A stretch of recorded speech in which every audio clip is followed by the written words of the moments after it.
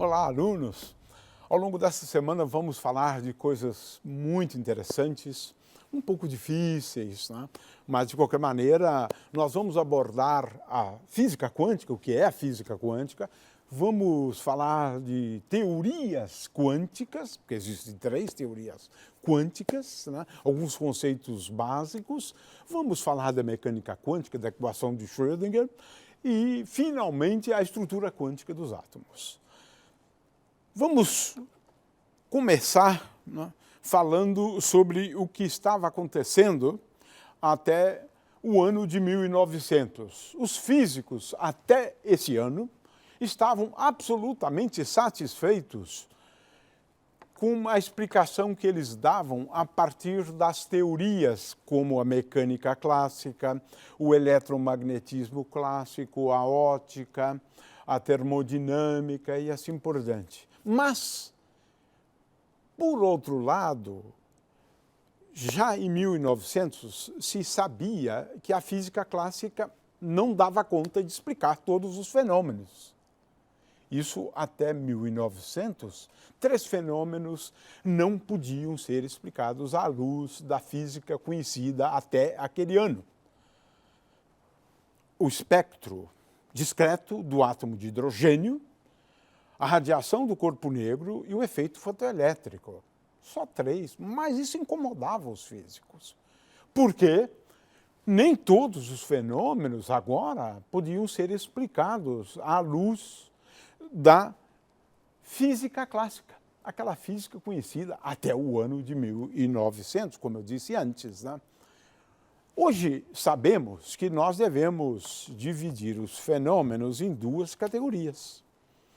Os fenômenos clássicos, que podem ser explicados pelas teorias clássicas já mencionadas, e fenômenos quânticos, que não podem ser explicados pela física clássica. E são muitos, e interessante isso, né? Os fenômenos quânticos são fenômenos que ocorrem num nível microscópico, mas têm consequências em relação ao mundo macroscópico. E olha, muitas consequências. Aqui eu tenho uma relação de fenômenos quânticos que a gente não pode explicar com base na teoria clássica. A existência de átomos, a tabela periódica, e pasme, não conseguimos explicar os ímãs com uma teoria clássica, isto é, o ferromagnetismo, de uma maneira geral, ímãs, na realidade, um conjunto de materiais ferromagnéticos, né? Muito bem, nós não conseguimos explicar a estabilidade da matéria. Na verdade, de acordo com a física clássica, nós não estaríamos aqui, porque o átomo dura muito pouco, né, de acordo com a física clássica. Também não conseguiríamos explicar esse fenômeno da impenetrabilidade da matéria. Veja um outro que é simples, a dispersão da luz, quando a luz passa por um prisma, decompondo a luz branca em várias cores. Oh, veja bem, é curioso isso. Esse é um fenômeno que, a rigor, bem explicado mesmo, só com a teoria quântica. O espectro discreto dos átomos, a supercondutividade, superfluidez, enfim, é um número enorme de fenômenos. Nós nos damos conta hoje que nós só conseguimos explicar à luz da teoria quântica. Muito bem, mas vamos começar de coisas bem fundamentais, o que é importante para se entender a respeito de por que a gente precisa de uma teoria quântica. Por quê? Ora, é por conta de uma coisa, natureza dualística. Guardem sempre esse nome. Porque a teoria quântica veio para explicar uma natureza curiosa, tanto da matéria quanto da radiação. Que coisa curiosa é essa? A matéria exibe uma natureza ondulatória, olha só que coisa interessante, né? A matéria, sim, os átomos, né? o elétron, o próton, exibe, né, uma natureza, né, ondulatória. E a radiação exibe uma natureza corpuscular. Veja só, tanto a matéria quanto a radiação exibe duas naturezas, né? A natureza corpuscular e a natureza ondulatória. Isso vale, né, para a radiação e vale também para a matéria. É isso que a gente aprendeu. Agora, é claro, como eu disse antes, essa natureza dualística é essencial para descrever, né, fenômenos ocorrendo no mundo atômico, no mundo subatômico e assim por diante. Muito bem. O que é, então, a teoria quântica, né, ou uma teoria quântica? É uma teoria para descrever essa natureza dual, tanto da matéria quanto da radiação. Temos três teorias quânticas, né? A mecânica quântica, que é uma teoria não relativística, mas funciona bem para descrever átomos, né? A mecânica quântica relativística, né, formulada por Schrödinger, ou melhor, formulada por Dirac, né? Schrödinger participou da formulação da mecânica quântica não relativística. E, finalmente, a teoria quântica de campos. De forma que temos três formulações. A teoria quântica de campos é uma teoria quântica que leva em conta não somente a natureza dual da matéria, mas leva em conta também a teoria da relatividade. De forma que é a única teoria que consegue compatibilizar a teoria quântica e a teoria da relatividade. Então, temos três teorias. A gente só vai falar, na realidade, da primeira, e assim mesmo, de uma forma bastante rápida, na realidade, né? Ora, o problema é o seguinte: quais são as consequências dessa natureza dual? Onde é que ela se revela? Em que aspectos ela se manifesta, né? Ora, em primeiro lugar, na natureza discreta de grandezas físicas. Vamos falar aqui, por exemplo, do espectro discreto de energias. Mas outras grandezas físicas também exibem um espectro discreto. Momento angular, componente Z do momento angular, né? O spin e assim por diante. Na incerteza, nas medidas que nós podemos fazer em relação a determinadas grandezas físicas, né? Na ideia de estado, temos estados quânticos que é diferente de estados clássicos, como nós já analisamos no caso da termodinâmica, ao abordar estado microscópico ou estado de uma partícula, né? Temos também uma distinção entre tipos de partículas, e isso é importantíssimo. Classificamos as partículas em partículas fermiônicas e partículas bosônicas, com consequências profundas mesmo, né? Grandezas físicas puramente quânticas. Aqui surgem grandezas que nós não temos no mundo macroscópico, só no mundo microscópico. E são grandezas puramente quânticas, sem um análogo clássico. E, finalmente, a perda, né, da ideia de que a gente pode localizar uma partícula, né, e podemos falar em trajetória e assim por diante. Não, isso tudo se perde na realidade. Então, eu enunciei aqui 5 consequências, né, da natureza dualística. Muito bem, a física quântica é aquela parte da física que requer, né, a teoria quântica para a descrição dos fenômenos. Então, temos aqui a definição do que é a física quântica. É aquela parte da física que faz uso da teoria quântica para descrever fenômenos quânticos, né? Muito bem. E pode-se falar, então, portanto, em fenômenos quânticos. Como é que começou a teoria quântica? Foi no ano de 1900. Não por acaso eu mencionei o ano de 1900. Em 1900 começou a teoria quântica. Mas é curioso, porque não começou a mecânica quântica naquele ano. Isso é importante que se entenda. A mecânica quântica veio um pouco depois, na realidade, né? Muito bem. qual era o problema? Olha só, é um problema muito interessante e importante, né? Como é que a gente explica determinados aspectos, né, da radiação emitida por um objeto aquecido, uma barra de ferro, por exemplo, né? Ela começa com uma cor bem vermelho escuro e finalmente vai se tornando cada vez mais amarelada, né? Veja, a gente não entendia esse fenômeno, não. Alguns aspectos da radiação emitida por corpos aquecidos. Você mesmo está a uma temperatura de 37 graus, né, Celsius, né? Então você é um corpo aquecido e emite radiação. Exatamente, você emite radiação também, né? Muito bem. Agora, explicar certos aspectos da radiação emitida por corpos aquecidos, a física clássica não conseguia, mas de jeito nenhum, não havia jeito de explicar, né?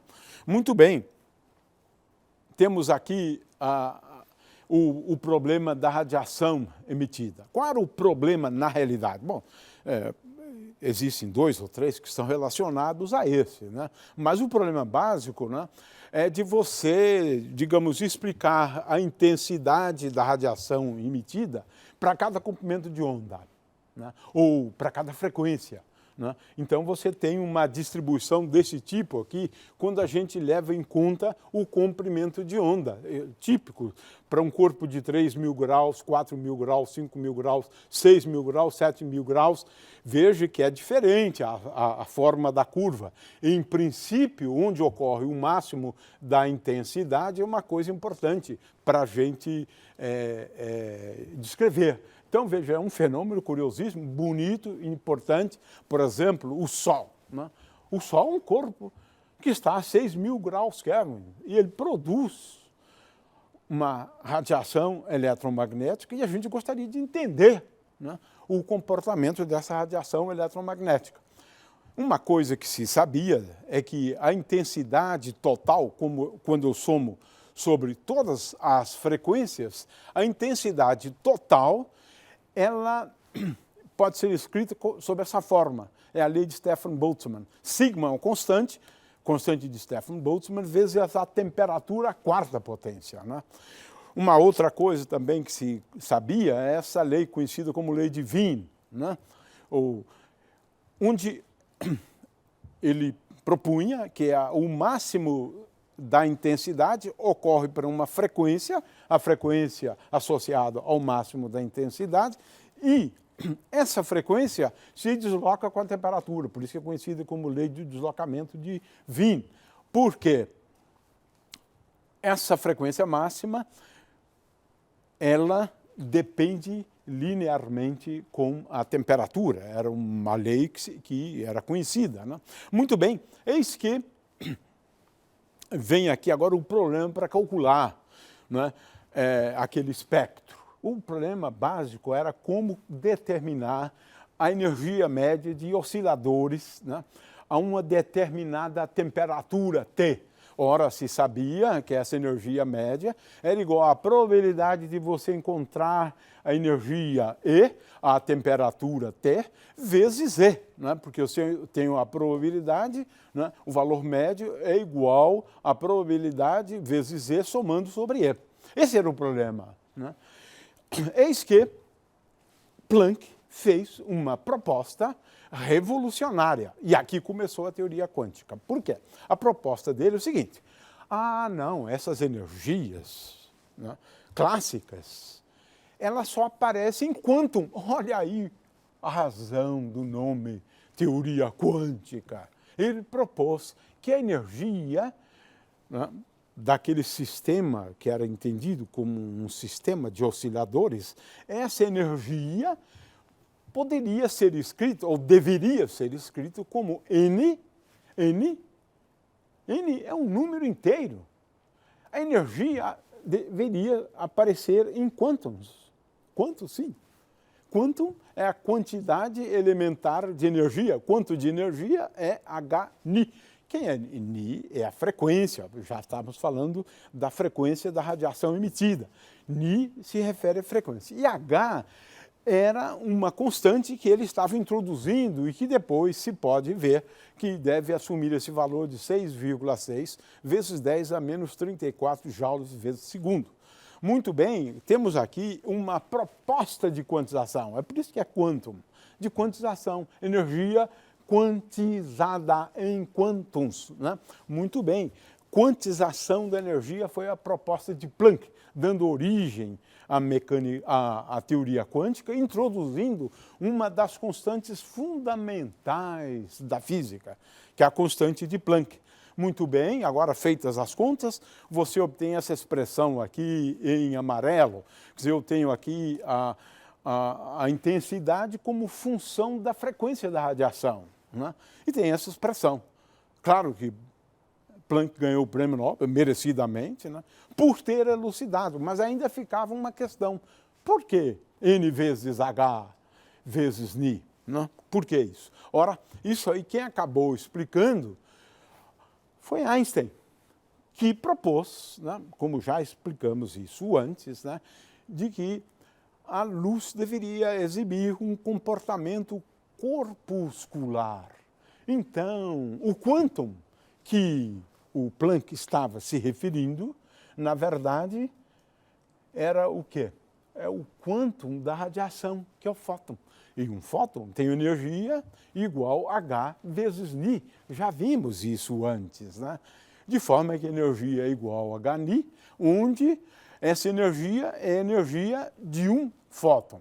Portanto, Einstein foi quem, de certa maneira, explicou melhor o que Planck estava fazendo. Na verdade, o Planck estava procurando uma maneira fenomenológica de obter o espectro da radiação de um corpo negro. Muito bem, o outro aspecto é esse, curiosíssimo, né? É que quando a gente olha para o Sol, você vê um espectro contínuo, mas o espectro do átomo de hidrogênio, ele na verdade exibe um espectro discreto, só algumas frequências. E isso não dá para explicar com a física clássica, só a física quântica. Mas, de qualquer maneira, o fato é que nós aqui estamos falando de fenômenos que não podiam ser explicados a partir da física clássica, né? Ora, o que a gente sabe hoje é que a matéria exibe também uma natureza ondulatória nesse mundo atômico, subatômico, né? E ocorrem fenômenos de interferência e de difração. Se nós tivermos aqui uma fenda só e lançarmos elétrons passando por essa fenda, eles se acumulam desse lado.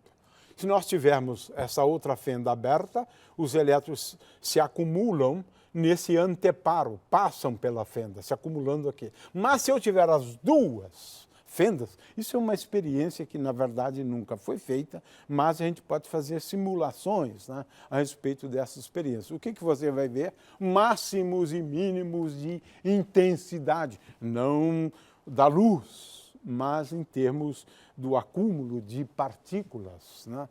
Muito bem, então, simulações, né, envolvendo fenda dupla nos levaria a uma figura como esta aqui, né, de interferência, né? Agora, temos também experimentos nos quais a luz, ao incidir, aliás, elétrons, ao incidirem sobre um cristal, nós acabamos obtendo um padrão, né, de difração típico de uma rede de difração. Isto sim, nós temos evidências experimentais para esse tipo de comportamento ondulatório dos elétrons, né? Aí surgiram várias ideias, uma delas é essa de Broglie, e ele ganhou o prêmio Nobel por isso, porque foi o primeiro a perceber que isso aqui poderia decorrer de um caráter dual, ou seja, para uma partícula de momento P, nós devemos associar a ela um comprimento de onda. Isso mesmo, lambda igual a H sobre P. E para uma partícula de energia E, devemos associar uma frequência F. né, onde F é igual a E dividido por H cortado. Ele ganhou o prêmio Nobel por entender esse aspecto. Muito bem, quantização de grandezas físicas, né? Ora, o que nós podemos observar é que a energia não é a única grandeza quantizada, né? Naquele pode ser no sentido de Planck, né? Porque hoje em dia quantização, né, de grandezas físicas é sinônimo de um espectro discreto das grandezas físicas, né? Mas eu tenho aqui, por exemplo, a componente Z do momento angular, né? A componente Z do momento angular, né, é parecido com aquilo que o Planck havia proposto para a energia da radiação. Essa componente Z do momento angular, ela só existe em valores m pode ser negativo também, né? Por exemplo, -2, -1, -3, vezes H cortado. Quem é H cortado? H dividido por 2π. Né? Já dissemos aqui sobre essa constante conhecida como constante de Planck, que é a constante fundamental da física quântica. Então você tem grandezas físicas que também são quantizadas. Essa é uma consequência da natureza dualística da matéria. Muito bem, nós vamos ver isso depois, né? Mas, hoje em dia, essa ideia de quantização se refere à natureza discreta de grandezas físicas, porque nem sempre as grandezas físicas surgem como múltiplos inteiros de um determinado quantum da grandeza, nem todas, nem todas. Por exemplo, no átomo de hidrogênio temos esse espectro, que é um espectro discreto, e, consequentemente, espectro discreto de grandezas físicas é uma consequência da natureza dual, da natureza dualística da matéria. Mas agora temos uma coisa fantástica. Heisenberg descobriu isso, né? É que uma das consequências da natureza dualística da matéria é que você pode determinar a posição de uma partícula com uma certa imprecisão. Vamos chamar de ΔX essa imprecisão na medida da posição da coordenada x da partícula. E vamos chamar de ΔP a imprecisão na medida do momento da componente x, por exemplo, do momento da partícula. Heisenberg propôs, né, estas limitações, né, são limitações, né? Você pode medir uma grandeza física com uma certa precisão, mas a precisão dessa grandeza física está relacionada também à imprecisão com que você mede outras grandezas físicas. Muito bem. No caso de momento e coordenada x, então, px e x, a imprecisão ΔX vezes ΔPx é sempre maior do que H cortado sobre 2. A mesma coisa para y e a mesma coisa para z. É uma proposta de Werner Heisenberg. Isso passou a ser muito importante, como a gente vai ver depois, do ponto de vista da quantização.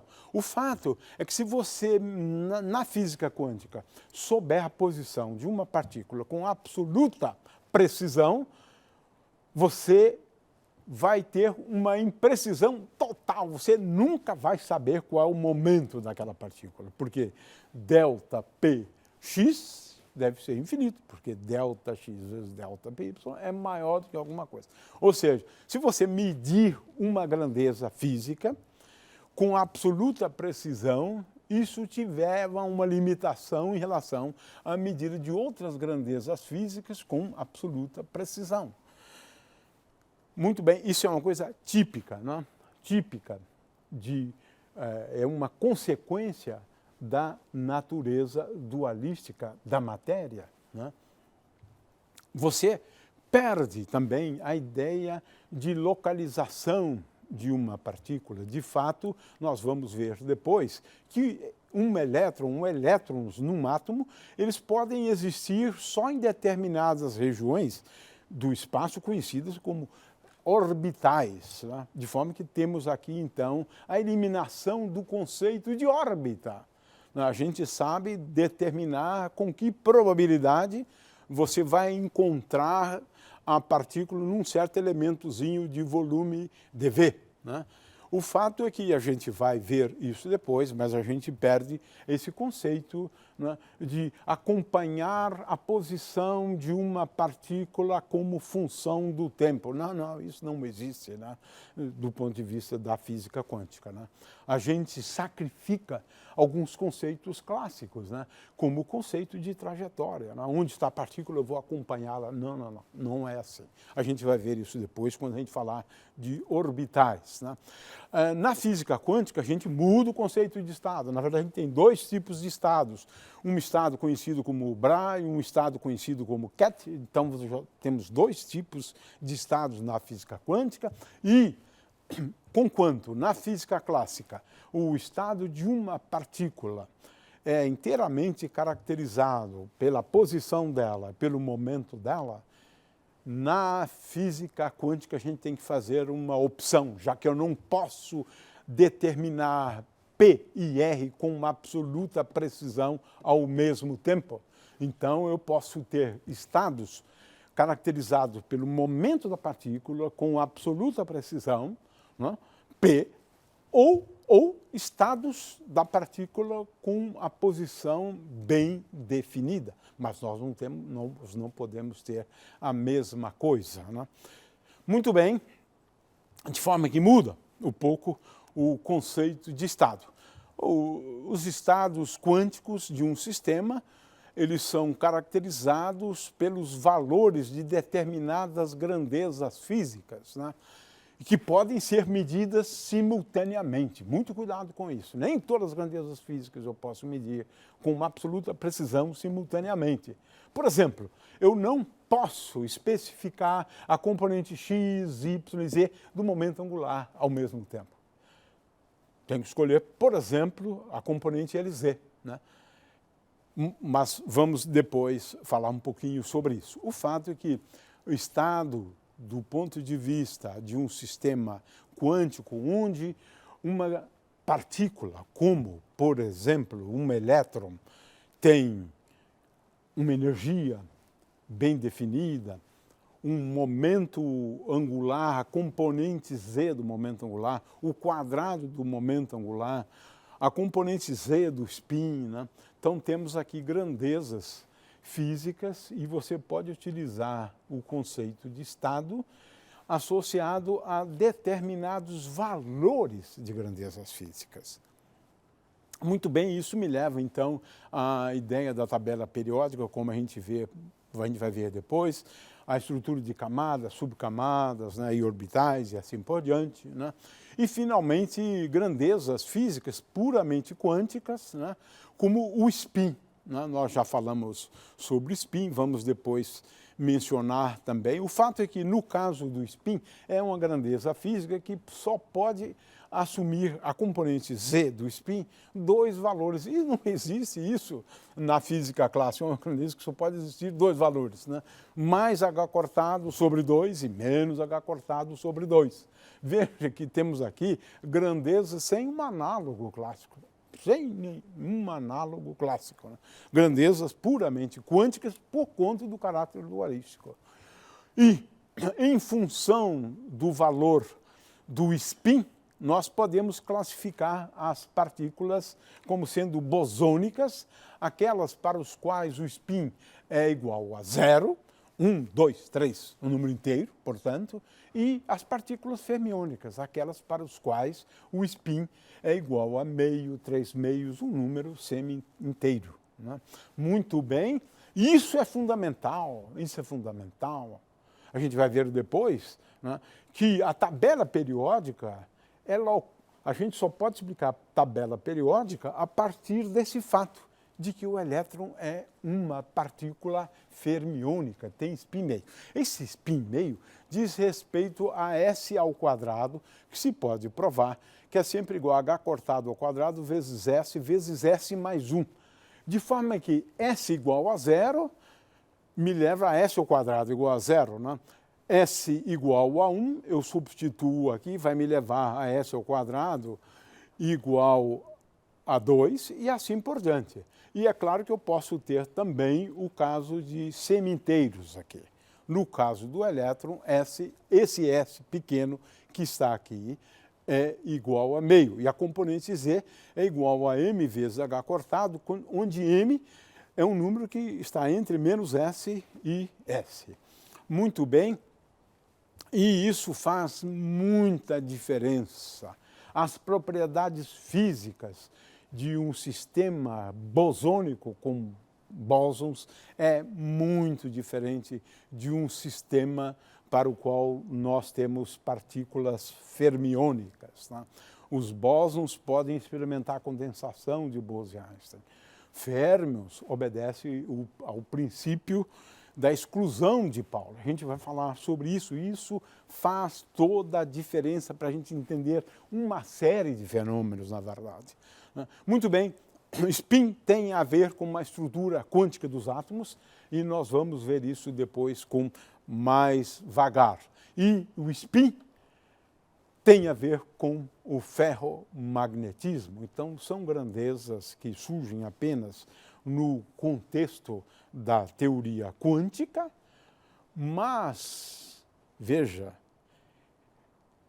elas têm uma relevância muito grande para entender o ferromagnetismo, porque o ferromagnetismo ocorre por conta da magnetização, de uma distribuição de momento de dipolo magnético dos elétrons, e esse momento de dipolo magnético dos elétrons tem a ver com o spin do elétron. Bom, com isso, então, nós discutimos nessa aula, né, fenômenos quânticos, falamos rapidamente de teorias quânticas, mas o que a gente quis reforçar é que existe uma série, mencionamos 6, né, consequências dessa natureza dual da matéria, destacando sempre aquela questão da existência de um espectro discreto de grandezas físicas.